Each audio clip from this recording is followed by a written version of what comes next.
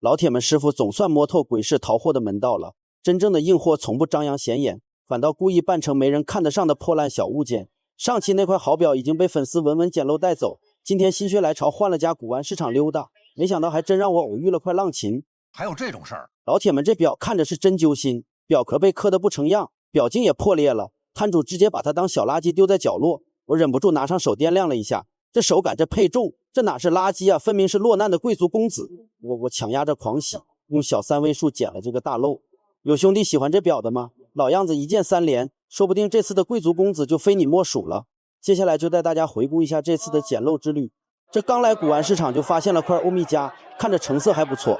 老板，这表咋卖的？3000，要3000呢？我拿在手里细细盘了半天，结果发现走势明显不对，这机芯状态肯定有问题。得了，还是把表还给摊主吧。走了，再看看别的摊位吧。这啥玩意儿呢？这玩意儿？那是好表啊！啥牌啊300块那个，1万来块钱那个，1万来块钱那个，啥牌你都不知道，你就知道卖1万来块钱的。这写呢？啊，哪嘎写呢？啊后啊，这样写呢，积家是积家不？积家吗？啊。我信你个鬼！你这个糟老头子坏得很。这老板可真逗啊，啥牌子都不知道，还说给我个吉利数6600块。咱不跟他瞎掰扯了，再去前面逛逛吧。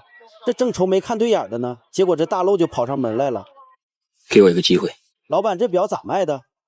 这个你给个200来块的吧。200啊，能砍价不？能砍，你说要多少？130可以不？行，这你不来我都怕砸手里了。老铁们，130淘回来这块浪琴，大家觉得值不值？话不多说，让我们沉浸式观看它如何涅槃重生。